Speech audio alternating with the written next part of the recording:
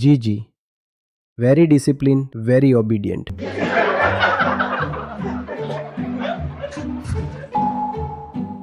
આપણે ઘણી મૂર્ખતાપૂર્ણ બાબતોને ડિસિપ્લિન કે અનુશાસનનું નામ આપી દીધું છે. સાચા સમયે ઉઠી રહ્યો છે, સાચા સમયે ખાઈ રહ્યો છે, જે કહેવામાં આવે તે કરી રહ્યો છે. અનુશાસનનો અર્થ એવો થાય છે કે સવારે 4 વાગે ઉઠે છે. છેલ્લા 32 વર્ષથી તો આપણે ડિસિપ્લિન્ડ છીએ. તે રોજ 8 વાગે ઓફિસ પહોંચી જાય છે અને ડિસિપ્લિન્ડ કહેવાય છે. 2 કોડીનું અનુશાસન છે આ. આપણું અનુશાસન એટલું જ ખરાબ છે જેટલી આપણી ઉદ્દંડતા છે.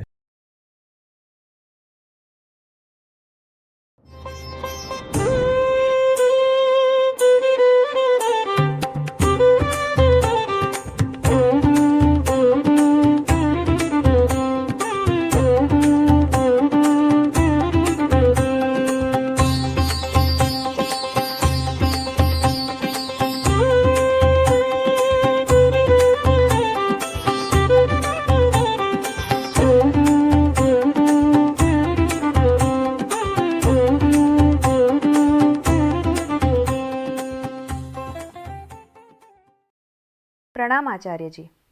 મારો પ્રશ્ન આજના સત્રમાંથી છે કે ડિસિપ્લિન શબ્દને કયા કોન્ટેક્સ્ટ સમજવું જોઈએ? સત્યના શિષ્ય હોવું. ડિસાઇપલ એટલે શું થાય? શિષ્ય. તે ગુરુ છે, હું ચેલો. તે જે તરફ મોકલશે તે તરફ હું ચાલ્યો જઈશ. સમયનો ગુલામ નથી, સત્યનો ગુલામ છું. આપણે વિચારીએ છીએ કે જે સમયબદ્ધ થઈ ગયો તે અનુશાસિત છે. ના, જે સત્યબદ્ધ છે તે અનુશાસિત છે. આપણે ઘણી મૂર્ખતાપૂર્ણ બાબતોને ડિસિપ્લિન કે અનુશાસનનું નામ આપી દીધું છે. સાચા સમયે ઉઠી રહ્યો છે, સાચા સમયે ખાઈ રહ્યો છે, જે કહેવામાં આવે તે કરી રહ્યો છે. આને આપણે કહી દઈએ છીએ કે અનુશાસન છે, ડિસિપ્લિન છે. આ તે બધું નથી. આ મુર્દા હોવાની નિશાની હોઈ શકે છે. સાવધાન. અનુશાસનનો અર્થ થાય છે આત્માનું શાસન. આત્માનું શાસન. કોઈનું નથી સાંભળતા સત્ય સિવાય. ઘડિયાળનું તો હા, સત્ય ખાતર જો સમયનું સાંભળવું પડે તો સાંભળીશું. બાકી સમય શું છે? આપણે સમયના થોડા ગુલામ છીએ કે આપણે કહી દઈએ કે સવારે 4 વાગે ઉઠીએ છીએ. છેલ્લા 32 વર્ષથી તો આપણે ડિસિપ્લિન છીએ. આ કોઈ ડિસિપ્લિન વગેરે નથી, લોકધર્મ છે. હા, બિલકુલ બની શકે છે કે 4 વાગે ઉઠવું પણ પડે તો ઉઠી જઈશું, પણ કોના ખાતર ઉઠીશું? આપણે સમયની પાછળ નથી ચાલતા, આપણે સમાજની પાછળ નથી ચાલતા. પણ જે સમાજની પાછળ ચાલે આપણે તેને પણ ડિસિપ્લિન્ડ કહીએ છીએ. જે સમય બાંધીને ચાલે આપણે તેને પણ ડિસિપ્લિન્ડ કહીએ છીએ. ના સમયની પાછળ ચાલીએ છીએ, ના સમાજની પાછળ ચાલીએ છીએ. આપણે સચ્ચાઈની પાછળ ચાલીએ છીએ. તેને કહેવાય છે અનુશાસન કે ડિસિપ્લિન. કેમ? અવારનવાર જે લોકો ડિસિપ્લિન્ડ દેખાય છે તેમનું આ ડિસિપ્લિન જૂઠું છે. તેમનું આ અનુશાસન વાસ્તવમાં અહંકારનું શાસન છે, અથવા સમાજનું શાસન છે. તેમનો જે અહંકાર છે તે સમાજ દ્વારા શાસિત છે, અથવા પરંપરા દ્વારા શાસિત છે, અથવા માન્યતા દ્વારા શાસિત છે, અથવા ભય દ્વારા શાસિત છે. કોઈ ભયના કારણે તે રોજ 8 વાગે ઓફિસ પહોંચી જાય છે અને ડિસિપ્લિન કહેવાય છે. 2 કોડીનું અનુશાસન છે આ. આ તો ભયનું શાસન છે. આ તો ભયનું શાસન છે. આમાં ક્યાં આત્મા છે? આમાં ક્યાં સચ્ચાઈ છે? આવી રહી છે વાત સમજમાં? આપણું અનુશાસન એટલું જ ખરાબ છે જેટલી આપણી ઉદ્દંડતા. બંને જ અહંકારમાંથી આવી રહ્યા છે. કોઈ બિલકુલ ઉદ્દંડ હોય, સ્વચ્છંદ હોય, આમ તેમ ભાગતો હોય તો આપણે કહીશું જોયું બેકાર. ભય એનો અહંકાર ભટક્યો છે, મચલી રહ્યો છે. તો તે આમ તેમ ક્યારેક નીકળે છે, ક્યારેક પડે છે, ક્યારેક ભાગે છે. તો આપણને દેખાઈ જાય છે કે આ તો બેકાર છે આનું જીવન. પરંતુ એ જ અનુશાસન જ્યારે આપણને બીજા સ્વરૂપમાં તેને ડરાવી દો તો તે બિલકુલ ફફડી જાય, અથવા તેની અંદર ભારે લાલચ પેદા કરી દો, અથવા તેને કોઈ માન્યતાથી બાંધી દો અને પછી તે ઘડિયાળ જોઈને કામ કરવા લાગે અથવા પોતાના માલિકોનું મોઢું જોઈને કામ કરવા લાગે, હુકમ ઉઠાવવા લાગે, આજ્ઞા પાલન કરવા લાગે, તો તમે શું કહેશો? કે આ બહુ ડિસિપ્લિન છે, અનુશાસિત છે. આ ખૂબ ખોટી વાત કહી દીધી. ના તે ડિસિપ્લિન છે, ના તે અનુશાસિત છે. તે માત્ર ડરપોક છે, કાયર છે, ફફડેલો છે બિચારો, અથવા મુર્દા થઈ ચૂક્યો છે. સમયે તેને એવો બાંધી દીધો છે કે હવે સાંકળો તોડવાનું સાહસ નથી બચ્યું તેની પાસે. ઘડિયાળથી લટકી ગયો છે.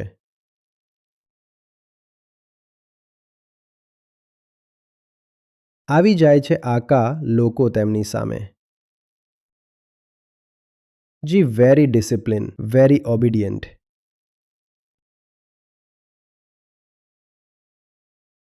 તેની વિપરીત જવું પણ કોઈ સારી વાત નથી, કારણ કે કેન્દ્ર તો ઉદ્દંડતાનું સમર્થન નથી કરી રહ્યો, ચંચળતાનું સમર્થન નથી કરી રહ્યો, વિચલનનું પણ સમર્થન નથી કરી રહ્યો.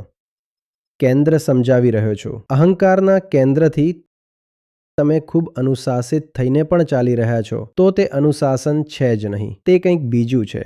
અને અહંકારના કેન્દ્રથી તમે ખૂબ મચલતા ઝૂમતા પણ ચાલી રહ્યા છો તો તે એવી જ વસ્તુ છે જેવું કે જૂઠું અનુશાસન છે. Acharyaji, I have a daughter 7 યર્સની થઈ છે. તો જેમ સ્કૂલનું જે કરિક્યુલમ ચાલે છે તે હિસાબે ખૂબ જ પ્રોગ્રામ્ડ વે ઓફ લાઈફ થઈ ગયું. જે પ્રોજેક્ટ્સ છે, જે બધું છે. હવે એક એજ્યુકેશન જ્યાં સુધી બેઝિક હોય છે ત્યાં સુધી મતલબ તો એવું જ છે કે જન્મ લીધાનો દંડ છે કે જે સ્કૂલે ડિસિપ્લિનની ડેફિનેશન આપી છે અમુક અંશે તો માનવી પડશે જો તે સ્કૂલમાં એનરોલ્ડ છે. ઠીક છે, અને આ વાત દુર્ભાગ્યની જ છે. પણ હવે કારણ કે તે સ્કૂલમાં છે તો સ્કૂલે જે નિયમો નક્કી કર્યા છે, આટલા વાગે આવો, આ કામ કરીને આવો, આ ડ્રેસ પહેરીને આવો, આ બધું માનવું પડશે. જો છે સ્કૂલમાં તો પછી આ કરી શકીએ કે જે પણ કંઈ તે કરી રહી છે તેને ઓછામાં ઓછું જાણતી ચાલે. આ વધુમાં વધુ છે જે કરી શકાય છે કે જો સવારે 8 વાગે જવાનું છે તો તેની પાછળ જો થોડું ઘણું કોઈ યોગ્ય કારણ હોઈ શકે તો તેને સમજાવી દેવામાં આવે, જેથી ક્યાંક આ સ્કૂલી વ્યવસ્થામાંથી નીકળતા તે બિલકુલ જ ચેતનાહીન ન થઈ જાય. જેથી તેને એક ખબર રહે કે જો હું કંઈક કરી રહી હતી, સ્કૂલ મારી પાસે કંઈક કરાવી રહી હતી તો તેની પાસે થોડા અંશે ઓછામાં ઓછું કંઈક વાજબી કારણ હતું. તો આગળ જઈને પણ પછી તે કર્મની પાછળ કારણ પૂછશે તો ખરી ને. પરંતુ જો તમે કારણનો સવાલ જ ગાયબ કરી દીધો અને કહી દીધું કે સ્કૂલનો નિયમ છે એવું કરવાનું છે તો કરવાનું છે, તો પછી તે આગળ પણ જિંદગીમાં કોઈ સવાલ નથી પૂછવાની. તે પણ બસ એ જ કહેશે કે જિંદગીનો નિયમ છે એવું કરવાનું છે તો કરવાનું છે. કારણ કે આચાર્યજી જનરલી બાળકો અરીસાની જેમ યુઝ કરે છે. જે હું કરીશ exactly she will do that. તો હું પોતે જો આ કોઈ બહુ સારી વાત નથી. નહીં, મતલબ this is the default thing which I am observing. આમાં ડિફોલ્ટથી તેમને આગળ લઈ જવું એ જ પેરેન્ટિંગ છે. બાળકો મા બાપને કોપી કરે છે, ઠીક છે, અનુગમન કરે છે. આ રીતે આ બધું કરે છે તે ઠીક છે, તે તેમની જન્મજાત વૃત્તિ છે. પણ પછી મા બાપનું પણ તો કંઈક કામ છે ને કે બેટા તમે તે કરશો જે તમારા માટે સાચું છે. તમે તે કરશો જે તમારા માટે સાચું છે. એક પેઇન્ટિંગ છે મારા ઘરમાં હોતી હતી. નાની છોકરી છે, આટલી ફ્રોક પહેરેલી છે અને એક એટલી મોટી તેની માની સેન્ડલ છે, તેમાં તેણે આ રીતે પગ નાખી રાખ્યો છે, હીલવાળી. ઠીક છે, તે જોવામાં ક્યુટ લાગેલી હતી. સમજાવવું પડશે, બેટા તમારા માટે નથી. ઈશારો સમજો. આત્મજ્ઞાન આ રીતે જ તો શરૂ થાય છે ને. મને ખબર હોય મારા માટે શું છે. આત્મજ્ઞાન નહીં હોય તો હું જીવનભર નકલ જ કરીશ. કારણ કે પોતાનું તો ખબર જ નથી તો મમ્મીની સેન્ડલ પહેરી લઈશ અને બહુ સારું લાગશે. આ મમ્મીની સેન્ડલ પહેરી લીધી. Thank you. That was illuminating. Thank you. નમસ્તે આચાર્યજી. આજે મારો દીકરો છે 12 વર્ષનો, તો જ્યારે હું તેને જોઉં છું, હું મારી જાતને જોઉં છું. મને તે સમયે પણ મારું લક્ષ્ય ખબર નહોતું. અને આજનો પણ પ્રશ્ન છે. તેને વળતા વળતા બોલું છું કે મારો દીકરો ભણવામાં બહુ સારો છે, મારા ફેમિલી વાળા પણ બધા સારા છે. પણ તેને જ્યારે વળી રહી હતી ત્યારે ક્યાંક ને ક્યાંક બોલી, બેટા, મને પણ મારું લક્ષ્ય ખબર નહોતું બાબુ. આજે તને પણ એ જ લક્ષ્ય ખબર નથી. તું મમ્મી જેવું ન કર, તું પોતાનો એમ ઓફ લાઈફ ચૂઝ કર. તો સર, કેવી રીતે આપણે પોતે એમ ઓફ લાઈફ કેવી રીતે પોતાનું વિચારી શકીએ કે આપણને શું કરવું જોઈએ, શું ન કરવું જોઈએ? ના, વિચારવામાં નથી આવતું, જોવામાં આવે છે. કેવી રીતે જોઈ શકીએ સર? આ જ આંખોથી આપણે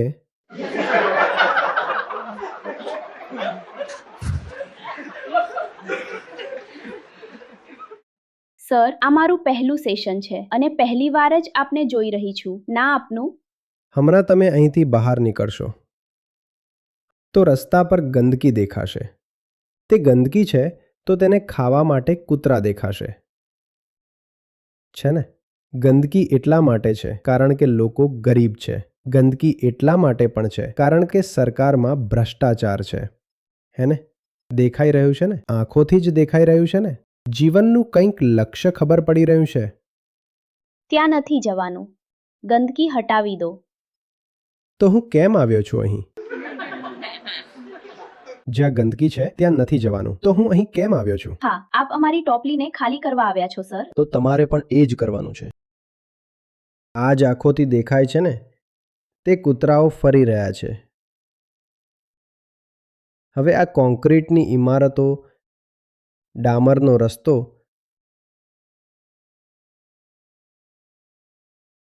આના પર કોઈ વન્યજીવનું શું કામ? જણાવો.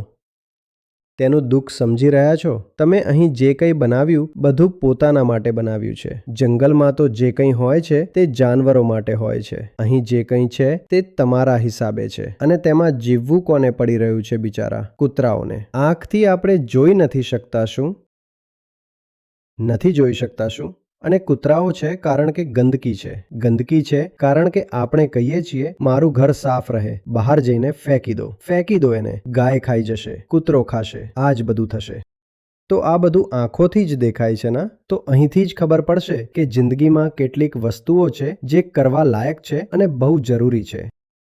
આપણે આ જ આંખોથી. તમે બહાર નીકળો, 15 મિનિટ તમે ચાલી લો. તમે જો સાચું જોઈ શકો છો તો જીવનનું લક્ષ્ય મળી જશે. 15 મિનિટમાં મળી જશે. તમને 4 રસ્તા પર ઊભેલી ગાડીઓ દેખાશે. તમને ધુમાડો દેખાશે. તમને ભિખારીઓ દેખાશે. દેખાશે આ બધું કે નહીં? રસ્તો પહોળો કરવામાં આવી રહ્યો છે. તેના માટે કપાતા વૃક્ષો પણ દેખાશે. દેખાશે કે નહીં?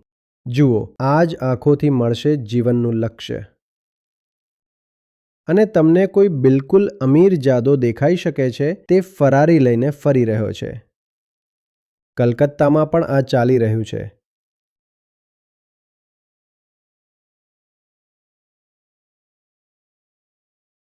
Speeding racing cars. મેં કહ્યું, ચલાવતા ક્યાં હશે?